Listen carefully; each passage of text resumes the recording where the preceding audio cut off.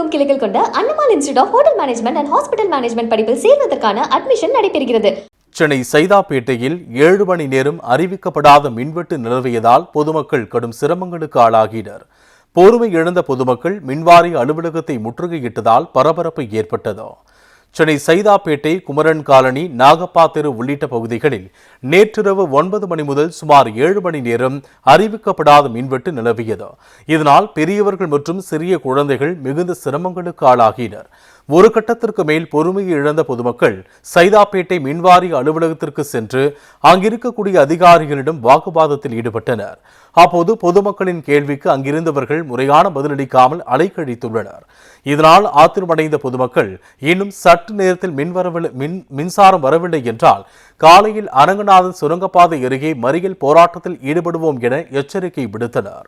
மேலும் மின்சாரம் துண்டிக்கப்பட்ட போது தொலைபேசியில் அதிகாரிகளை அழைத்தால் முறையாக பதிலளிக்கவில்லை என்றும் அவர்கள் குற்றம் சாட்டினர். 2 தெருவுலையுமே குறைஞ்சது ஒரு 5 நாளாக கரண்ட் போயிட்டே இருக்கு. எங்களுக்கு நைட்டில் கரண்ட் போகிறதுனால தூக்கம் இல்லை, பிள்ளைங்க படிப்பு கெடுது, வயசானவங்களால முடியல, ஹார்ட் பேஷண்ட் இருக்காங்க, பிபி அதிகமாகுது, நிறைய டென்ஷன்கள் நிறைய இதுவும் இருக்குது. இந்த 4 நாளாக இந்த 2 இடத்துல நோண்டி பிட்டு போட்டு இருக்காங்க. இந்த பிட்டை எடுத்துகிட்டு எங்களுக்கு மெயின் கேபிள் கரெக்டான ஒரு கேபிளாக போட்டாங்கன்னா எங்களுக்கு இது நல்லாயிருக்கும். இன்றைக்கி நாங்கள் நின்றுறோன்னா நாளைக்கு நாங்கள் வேலைக்கு போனால் தான் எங்கள் வீட்டுங்களில் சாப்பாடு எல்லாருக்குமே. எல்லாம் கஷ்டப்படுற ஃபேமிலி தான் நிற்கிறது மொத்த பேரும். இதே நீடிவாக தோண்டிச்சுன்னா நாளைக்கு காலையில் 6 மணிக்கு இப்போ நிற்கிற ஆளுங்களோட டபுள் மடங்காக அரங்கநாத சபை உள்ள நாங்கள் மறியல் பண்ணுறதா இருக்கிறோம். எங்களுக்கு தேவை கரண்ட் இருந்தால் எல்லாம் அவங்கவுங்க வேலையை பார்த்துட்டு போவாங்க. அதை நம்பி தான் எல்லோரும் வீட்டில் இங்கே இருக்கிறாங்க. யாரும் இல்லை. இப்போ எங்கள் வீட்டுக்கார் இன்றைக்கி ஆட்டோ ஓட்டினா தான் எங்களுக்கு சம்பளம். நான் போய் இன்றைக்கி கால் கடுக்க நின்னா தான் எனக்கு சம்பளம். சரிங்களா? அது இல்லாமல் நைட்டு சாப்பிட்டு தூங்குறது, இன்னும் சாப்பிடாம படுக்கிறவர் காலையில் எப்படி எழுந்து வேலைக்கு போவார் சொல்லுங்கள்? 9:15 போச்சு. அதோட இப்போ இன்னும் 12 மணி ஆகுது. இன்னும் எப்போ வரும்னு எங்களுக்கு தெரியாது. இது இப்போ காலையில் பார்த்தீங்கன்னு வச்சுக்கோங்களேன், வோல்டேஜ் கம்மியாக தான் வரும். வோல்டேஜ் கம்மியாக தான் இருக்குது. அதுலேயும் நாங்கள் சார்ஜரை போட்டு வீட்டில் இருக்கிற வேலையை முடிச்சு நாங்கள் வேலைக்கு போகிறோம். இது தேவையா எங்களுக்கு சொல்லுங்கள்? செவ்வாய்க்கிழமையிலேருந்து இந்த பிரச்சனை ஸ்டார்ட் ஆகிருக்கு. செவ்வாய்க்கிழமை நைட்டு 12:49 AM நான் கம்ப்ளைண்ட் ரைஸ் பண்ணியிருக்கேன். அது எப்போ சால்வ்னு வந்திருக்கு பாருங்கள். நெக்ஸ்ட் டே மார்னிங் 9:45 சால்வ்னு வந்திருக்கு. ஆனால் சால்வ் ஆகலை.